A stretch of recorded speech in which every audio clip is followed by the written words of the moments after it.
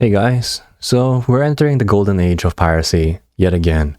And the reason why I think this is happening just goes back to an old quote from Gabe. Piracy is almost always a service problem. And a follow-up quote, the easiest way to stop piracy is not by enforcing anti-piracy measures, it's by providing a better service than the pirates. But the problem then becomes, what happens when you can't? The one reason Netflix alone annihilated piracy, well, almost annihilated, in the first place, was they entered the market with a superior product at a price that you couldn't beat.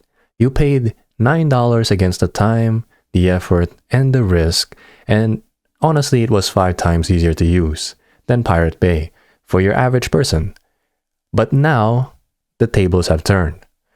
Now, you've got pirate-on-demand sites that are pretty decent compared to the big boys. I'm sure every single person who's watched anime here knows what I'm talking about, hypothetically. But, make sure to use a VPN or an ad blocker. That'll solve 90% of your problems. Sure, they're not as sleek as the sites that's putting in hundreds of thousands of dollars in design costs, if not millions, figuring out what text to use, but how much spacing needs to be between each icon to make it look visually appealing. But it's goddamn good enough. So why would I pay 20, 40, 60 bucks a month, minimum $240 a year in this economy, on a service that's not a one-stop shop for everything I want to watch, that region locks shows, and that's shoving ads up my ass? The only time I want something shoved up my ass is when I'm getting paid. And honestly, I ain't no slut. That's only on Fridays. And I think that's the biggest reason for people switching over. You're paying good hard-earned money, and they're still punching you in the dick. People are paying 33% of their paycheck to rent, and that's with a roommate. The CEO is making $40 million a pop, and there's 2 of them, right? That's a slap in the face if I ever felt one. And I understand cable was also like this, but isn't that one of the reasons people started pirating things in the first place? It's just common sense. Even when you're subbing just for a month and binging, you've got an alternative that costs nothing. I think it makes no logical sense to subscribe to any of these streaming websites until they start providing a better service to their customer. That's what I think it is. Anyway, let's get into it. The 2010s were the golden age of piracy. BitTorrent accounted for 1/3 of all internet traffic. LimeWire had more monthly users than Facebook, and the Pirate Bay was the only video store in town where you were sure to find what you were looking for. Hypothetically, of course. The world was slowly switching from physical to digital media, and even people who weren't particularly tech-savvy realized that digital goods could be replaced endlessly with practically zero marginal cost. At its peak, 95% of all music downloads were pirated because it had become cheaper and, above all else, an easier way to fill up large. The 2010s were the golden age of piracy. BitTorrent accounted for 1/3 of all internet traffic. LimeWire had more monthly users than Facebook, and the Pirate Bay was the only video store in town where you were sure to find what you were looking for. Yep, hypothetically, of course. That's true. The world was slowly switching from physical to digital media, and even people who weren't particularly tech-savvy realized that digital goods could be replaced endlessly with practically zero marginal cost. Yep. At its peak, 95% of all music downloads were pirated because it had become cheaper and, above all else, an easier way to fill up large digital libraries that were being made possible by cheap digital storage. 100%. But then it just stopped. Since 2012, the internet has gotten faster, storage has gotten cheaper, and people have become more comfortable with computers, which should have just accelerated a growth trend. But I think it would have accelerated piracy too, right? Since 2015, peer-to-peer file sharing has collapsed in popularity, and you might think you already know why. Streaming services like Spotify and Netflix were just a better, easier, and safer way to access content. And now, as these services have become markedly worse and simultaneously more expensive, piracy is making a comeback. It seems pretty simple, right? I think more than that, it's the quality of the content. Shows have just become fucking terrible. And I think it's because of censorship. Netflix, Disney, they're bending over backwards to sanitize everything. You can't make any real joke anymore. Any authentic joke. Everything feels like it's run through some politically correct AI filter, so the shows become these bland, tasteless, lukewarm pieces of dog shit. I mean, imagine if Breaking Bad had been made today. Walter White would probably be cooking vegan kale smoothies instead of crystal meth. And another thing is the cost of living. After COVID, everything went up like crazy. And it never really came back down. The average person can't even imagine himself owning a home. Groceries are a luxury, and now you're telling me I gotta spend $16-30 a month, and that's on the low side for subscriptions? Well, to be honest, if you can't afford $16 a month, you kind of have bigger problems here. Let's be real. But then you got these companies in the middle of this massive inflation, raising prices, shoving ads down your throat, putting out these shit shows, and cracking down on password sharing. I mean, yeah, they're within their right to do so, absolutely, but that's going to paint a certain picture of what type of company you are. Especially Hulu. Hulu is the worst. Half the time it feels like you're watching more ads than actual content. But aren't ads just the price of keeping services affordable? Well, think about it. Streaming services started out explicitly marketing themselves as ad-free alternatives to cable, right?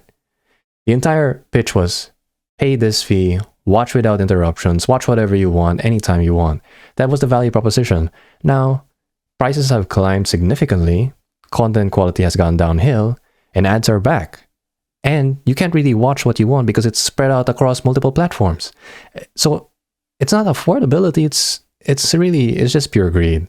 If ads really were there to keep things affordable, subscription costs would be going down, not consistently going up year over year. But instead, Netflix jacks up the price and hits you with the ads. At this point, they're charging us twice. First, by monthly fees, and second, by selling your eyeballs to advertisers. If you're fine paying a premium subscription and still watching commercials, great, go ahead. But let's not pretend that ads are some charity move by Netflix to help struggling subscribers. Oh, and meanwhile, pirate sites are sitting here like, hey buddy, want some Game of Thrones in 4K for the low price of... It's free, basically.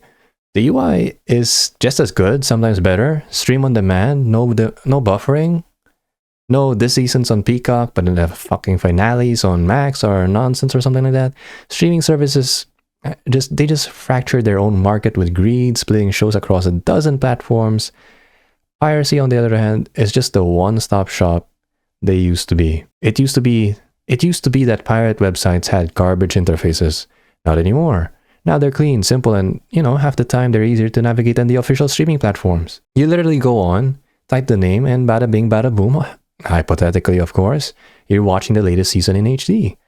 Instantly. Compare that to, let's say, paying for a legit subscription. Logging in, realizing the show you wanted to watch got moved on Prime, so now you gotta go Google where the hell your series ended up, just so you can pay $12 more to watch it. And really, the biggest elephant in the room is the consequence of it, right? Honestly, if you even have half a brain and a decent VPN, there's basically zero consequence. What are they going to do? Arrest millions of people for watching Game of Thrones? Piracy's comeback isn't just because Netflix got expensive. It got shitty. It's because streaming as a whole has entered what I call the enshittification phase. Bad shows, sanitized writing, constant price hikes, insane amounts of ads, and the inconvenience of platform fragmentation. People just want easy access and decent content. And right now, piracy gives them exactly that. Just better, faster, and completely free. The only problem is that's not the whole story. Realistically, these companies knew this day would come. It was just really important that they could pretend it wouldn't. For a lot of people, they've decided it's time to cut back. But legitimately, it might be time to cancel some subscriptions, and I'm probably going to have to cancel some. Some of them I'm not using, and it's just wasting money. There's so many of these, it's hard to keep track. At that point, that's an adversarial relationship. I don't want to pay people to enter adversarial relationships. Absolutely true. As I said, for this business to be a growth business for the company with margins that our shareholders will feel good about. Well, there you have it. These companies don't care about you. They care about their shareholders. I mean, props to the Disney CEO for being brutally honest. At least he's openly admitting it's not about making you happy, it's about keeping the Wall Street suits smiling. You're not the target audience, you're just a fucking cow. You're there to be milked, not served. And I get it. That's just how capitalism works, but don't be surprised when people start looking around and going, well, wait, hold on. Why am I paying this much amount of money when I'm getting a shitty service in return? And suddenly, those pirate sites start looking real friendly again. Hypothetically, of course. So what really made piracy go away and what's really bringing it back might sound simple, but there's actually a bit more going on. First and foremost, the majority of people actually would like to acquire their media legally as long as it was easy and not ridiculously expensive. Yeah, I'm Most sure of reasonable it. people understand that it costs time and money to produce a song, film a movie, or develop a video game. And the people involved in these projects do need to be compensated or else they are just not going to make them. Even people who frequent the high seas, so to speak, know this better than anybody else. A survey coming out of Australia at the peak of online piracy found that people who pirated content were actually more likely to pay for it if it was available. In a finding that really ages the study, online pirates were far more likely to pay for movies and music through iTunes or QuickFix. This was because people who pirated content were just more likely to consume content overall, and most of them would only make the trip to the Bay if they couldn't find what they were looking for more legitimately. Absolutely, people would rather do it the legal way. Would you rather risk downloading a sketchy file and nuking your entire computer, or risk getting a knock on your front door from the FBI, no matter how small of a risk that is, or probability that it is, because you downloaded Season 8 of Game of Thrones? Like, okay, maybe Season 8 isn't worth it, but you get what I'm saying. It's high risk, low probability. It's like playing Russian roulette with a revolver that has 100 chambers and only one bullet. You're probably fine, but who the hell wants to play that game?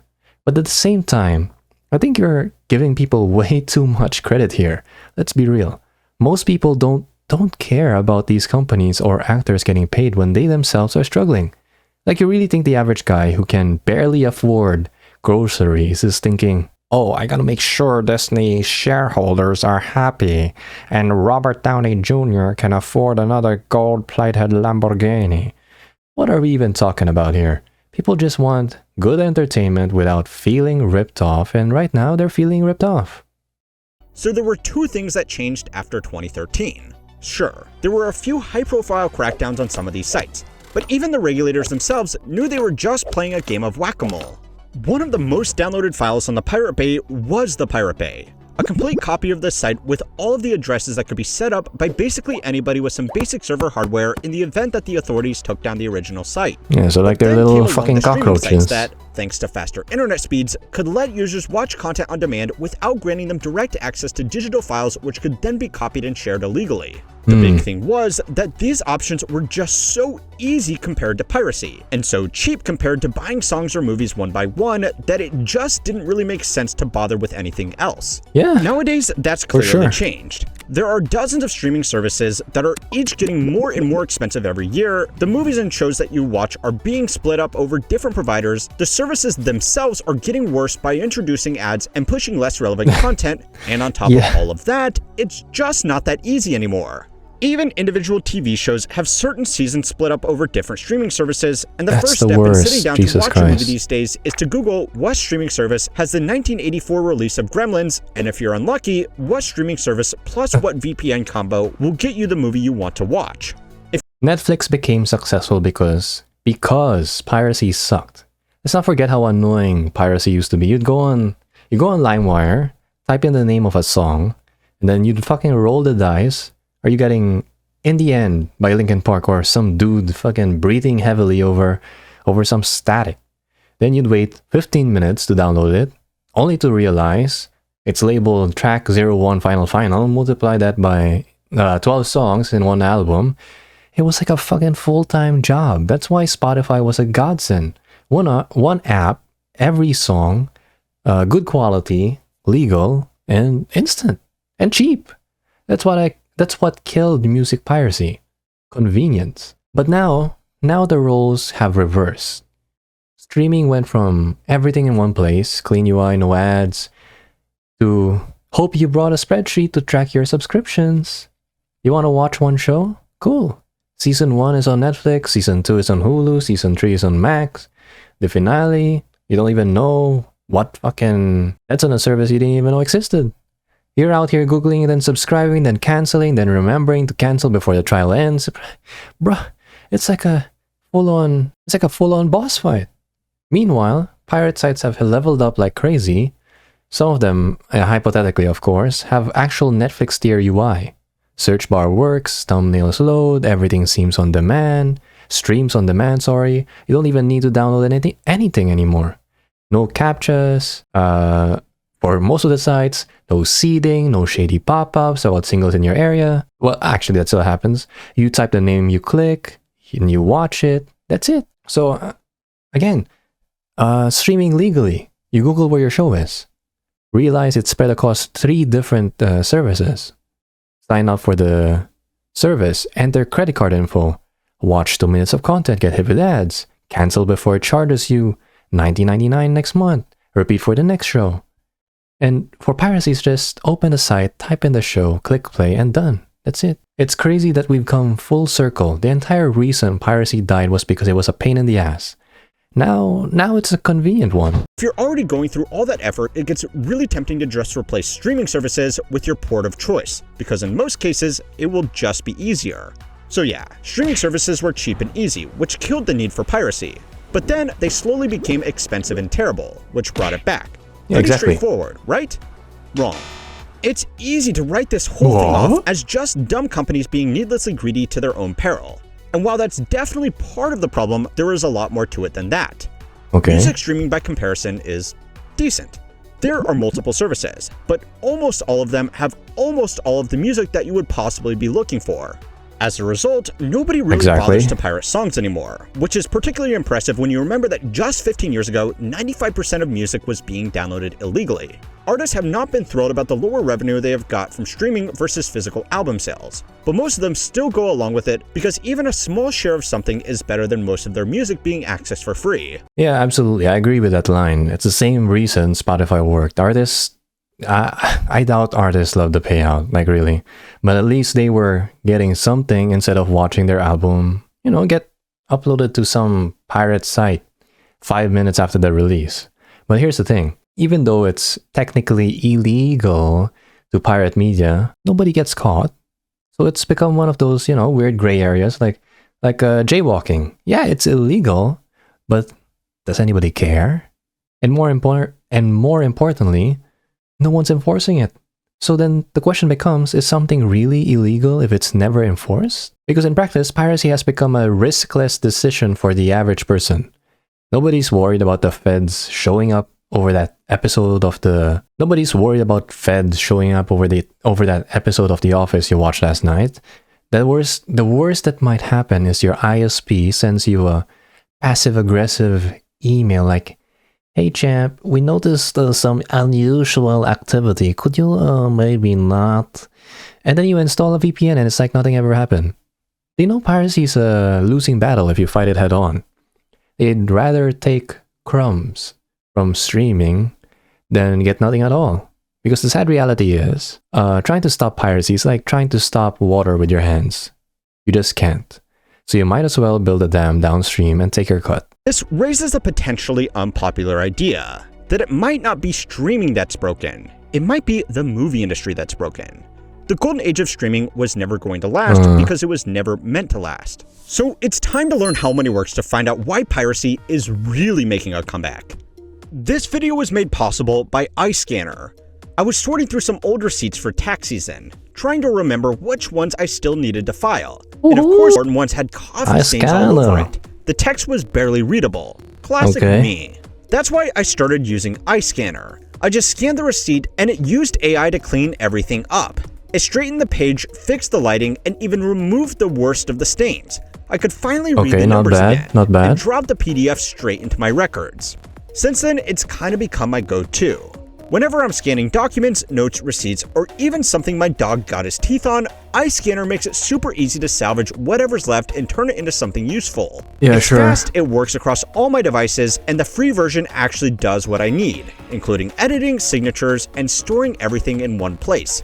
Check it out with the link below, and make your paperwork just a little less painful.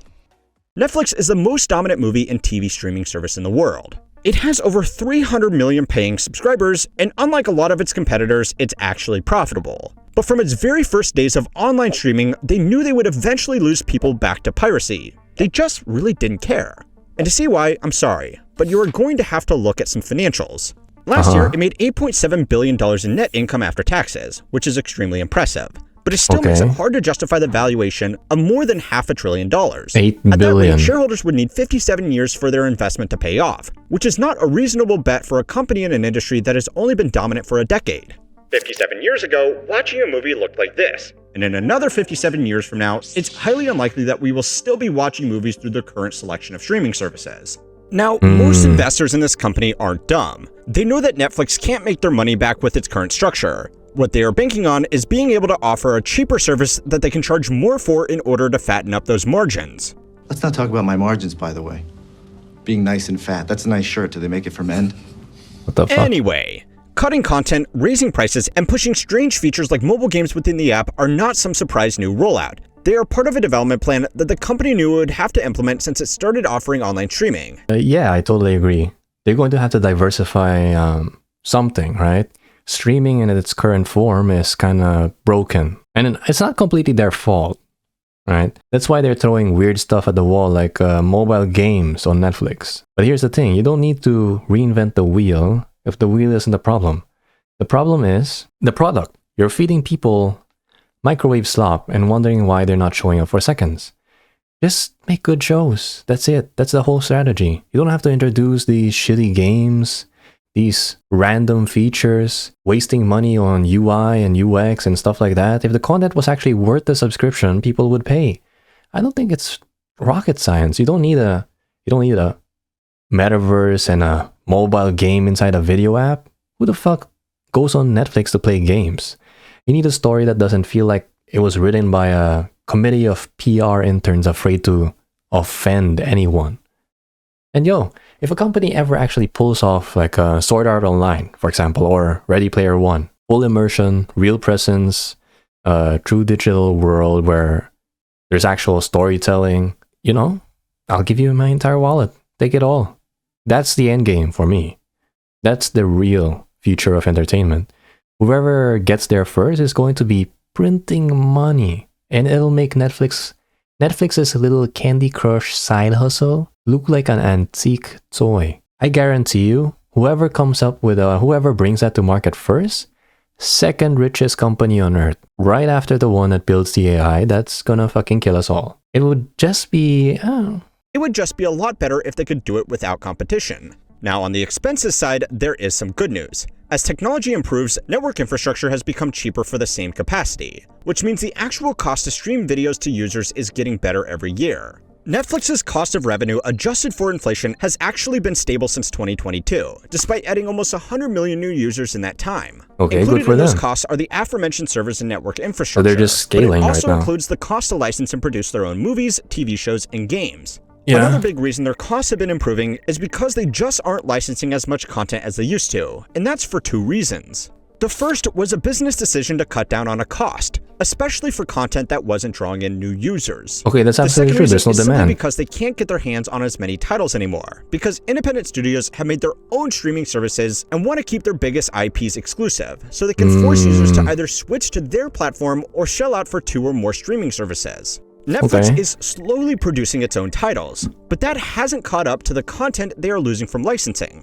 So then why does this mean that Netflix doesn't care about piracy? Well, publicly they say they do, of course, but piracy is going to hurt their competition a lot more than it's going to hurt them. If people can't find a movie or show on Netflix and then give up and pirate it, that didn't really cost Netflix any money, because the vast majority of content out there wasn't theirs to lose, and they most likely didn't spend the money producing it. A 2023 paper in the Journal of Economic Behavior and Organization titled Pirate and Chill found that when movies moved off Netflix to another platform, piracy of that content increased by more than 20%. Okay, I mean, it makes sense, right? Netflix has such a massive first mover advantage. They're basically the Twitch of streaming platforms.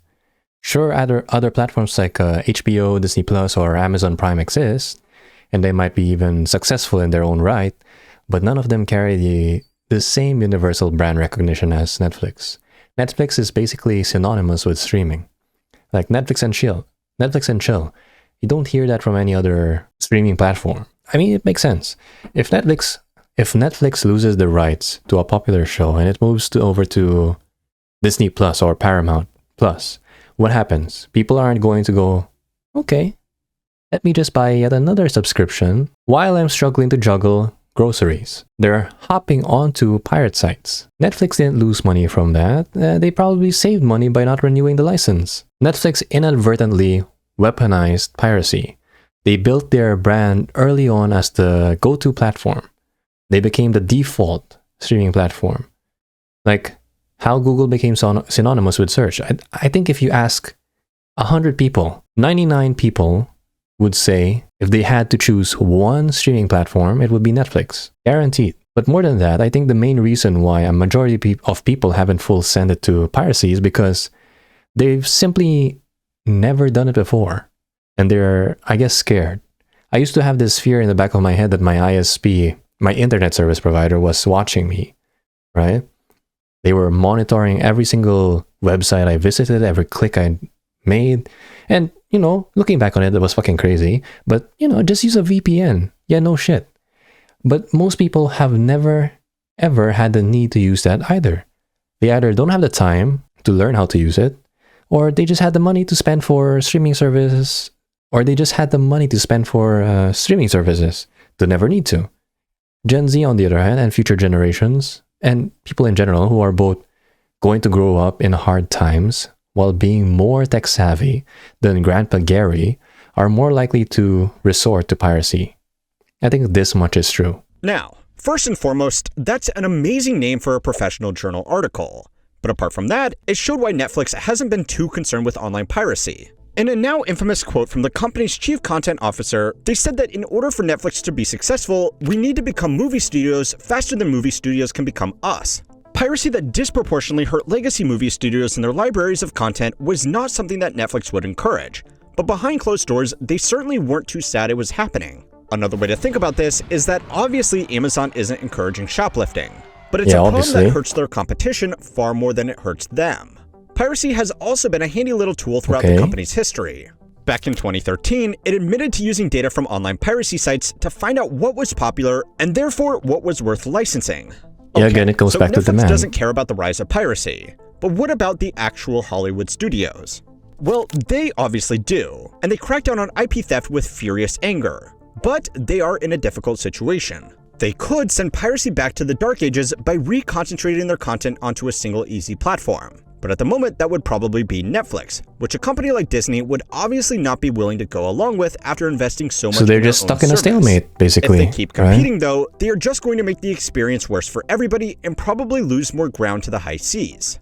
Now, for these companies, this whole fight could not be happening at a worse time. There is a reason why music studios were able to play nice and make their content available just about anywhere while movie studios were fighting to the death.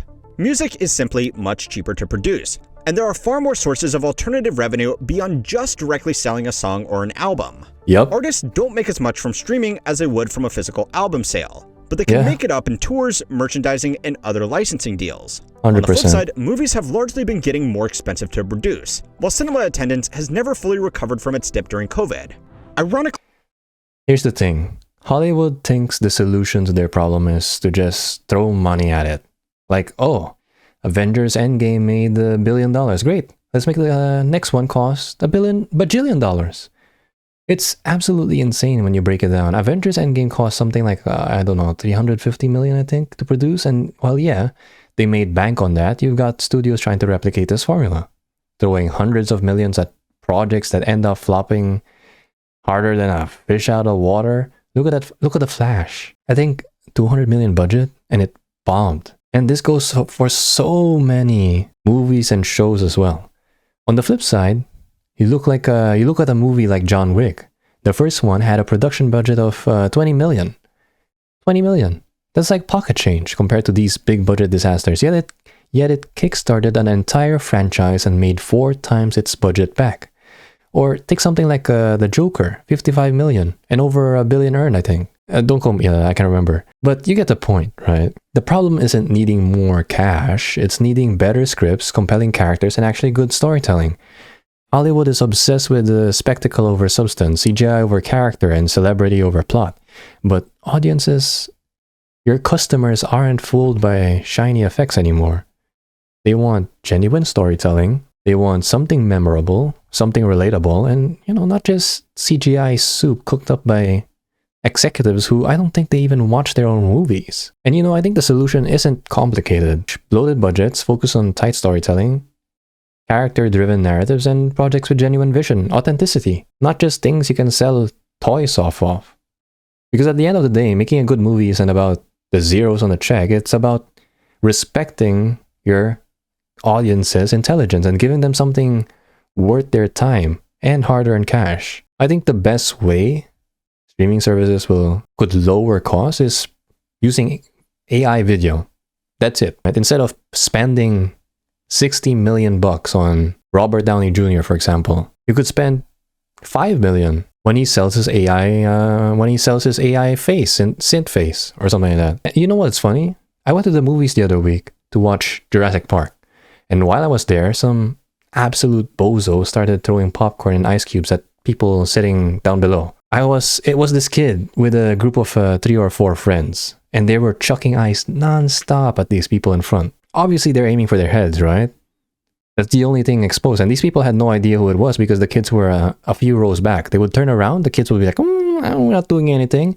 So I'm sitting there staring, trying to make sure I know exactly who's doing it because I don't want to, beat down somebody on the wrong person. As soon as I see this clown eat another ice cube, I get up and call security. Look, obviously I'm not about to try and fight a group of 4. I'm not stupid. That's just asking to get my ass kicked. And besides, I had my girl with me. I'm not putting us in danger over some popcorn throwing idiots. But my point is, why on earth would I spend $30 on tickets, $30 on snacks, and however much on transportation, going back and forth, getting dressed and doing whatever, just to deal with that fuckery, when I can sit down comfortably in my home and just, hypothetically watch whatever I want. Honestly, the only reason I was even at the movies was because my girl wanted to go. She wanted to get out of the house. The movie was so bad, it was honestly hilarious as well. Spoiler, by the way, they gave one of the dinosaurs fucking Down syndrome. Like, why the fuck would I want to watch a dino that's retarded? At one point, I just started laughing because it was so absurd. And to top it off, the entire theater smelled musty. Very musty indeed. Great experience, 10 out of 10 would go back again. What's worse? What's worse is when I got home, just for shits and giggles, I searched it. And guess what I found? Hypothetically, of course. One of the biggest theater releases of the past 5 years was actually for a music studio with the cinema release of Taylor Swift's Eras Tour. In the past, poor box offices wouldn't matter as much, because mid-budget movies could make a lot of their money back through DVD sales. But obviously, that's not really a thing anymore. So studios have put even more effort into pushing their streaming services to eventually make back the difference. It's a bold strategy, and there are hundreds of billions of dollars in market cap at stake. So executives really want to pretend that eventually it'll work out. But if it doesn't, there are some lessons to be learned from the music industry which didn't beat piracy. It just made it unnecessary. The first is that movies have simply become too expensive for the current market. Studios have recognized that people are only going to the movies for special occasion releases these days because it's expensive, the theater experience isn't that good anymore, and people can just wait a month and watch it for free on one of the streaming services that they were already paying for. Exactly. I mean, what movie do you even want to see in the theaters nowadays? I can't think of a single one. I was born in Asia, and the movie theater experience over there is a completely different experience over here in the West. Over here in the West, it feels like a third world country. Why would I ever want to go? Why would I want to go to a fucking movie theater with popcorn and get pelted with popcorn and ice, smell feet for 3 hours, and whenever I'm walking through the aisle, there's something wet I'm stepping on. And the seats are old as fuck. You don't know if a crackhead sat in it or not. I don't think they even cleaned it. Instead of making the whole thing cheaper, so it's really that simple. Going to the movies is a shitty experience. So it's really that simple. Going to the movies is such a shitty experience. I don't understand why people even go, at least in the West. Instead of making the whole thing cheaper and putting less of their eggs in a single basket, they have doubled down on producing mega blockbusters. Of the 20 most expensive movies ever made, 19 of them came out in the last 10 years after streaming was already mainstream. These figures also only count the production budget, not the marketing budget. And on the revenue side, the box office doesn't include the share paid out to movie theaters. With even extremely generous estimates of those arrangements, only about half of these releases made their money back, and some in particular, like the Marvel's Snow White, Dial of Destiny, and the latest Mission Impossible movie, are shaping up to be catastrophic losses. So far, studios have been able to justify these flagship productions to their investors by talking about their IP value, which can later be extracted by bringing in customers to their streaming platforms. But that isn't really happening. Customers who join because they want to watch a single movie didn't tend to stay subscribed for very long. Absolutely. I know so many people who only sub for like a single month, basically, and binge watch whatever they signed up for, and then immediately cancel. Hell, half of these services even encourage this kind of churn because there's nothing compelling enough to make people stick around. Studios still think they're operating in the cable era, where viewers were locked into subscriptions for a year or more. It's just not like that anymore. If you're pumping billions into movies like the Marvels or the latest Mission Impossible, it wasn't a bad movie, right? And expecting people to hang around paying $15 a month after they watched it, you're delusional. Absolutely delusional. Especially when most of these blockbuster films end up being predictable and politically correct snooze fest. And I think the studios haven't figured it out yet, but consumers have. People have realized there's no point staying subscribed when they're not actively watching something. Why would you, right? They binge the content, cancel the subscription, and wait until something else worthwhile pops up. Or wait until there's like 2 or 3 in the backlog until they subscribe and binge watch. I mean, they could revert back to the old 1 episode a week model, but I don't know how well that'll go now that people are used to seasonal drops. Long compared to those who enjoy a deeper library of mid-budget movies or TV shows. I don't know about you, but I tend to take my subscription to whatever streaming service is hosting The Office this month. These huge productions also put more strain on the business as these losses have to be made up somewhere, and that is more often than not increased prices, more ads, and worse overall service. Now, I would forgive you for not feeling too sorry for Hollywood studio executives. Absolutely, nobody feels sorry for them. Situation here. The harder they push back against the changing media landscape, the harder they push people towards the high seas. So anyway, now might be a good time to shamelessly plug that these videos are being made available ad-free on Spotify. So if you would prefer to listen in or watch it over there, I have left a link in the description. And if you think it's just streaming services that have been getting so bad, go and watch this video next to find out why making junk makes so much money. And don't forget to like and subscribe to keep on learning how money works. This is a great video. Go, I'll link it down in the description. Go give it a like, go give it a subscribe. But I think streaming services got themselves into this mess. They took something that was originally easy, affordable, and convenient and systematically stripped it off everything that made it attractive. You just got bloated, overly expensive productions that nobody asked for, subscription prices rising faster than rent, and ads even on... Oh, actually, that's not true. Rent is rising faster. And ads even on paid tiers. And you got content scattered across hundreds of different services. And guess what? Guess what? People aren't stupid. They'll take their business elsewhere, or sail the high seas, rather than play these games. The harder these studios squeeze, the more subscribers slip through their fingers. Piracy isn't some evil boogeyman that came out of nowhere. It's a symptom of an industry that lost sight of customer value. Just put out good, affordable, easy-to-access content that's non-sanitized, and people will pay. Until studios realize this, piracy is here to stay.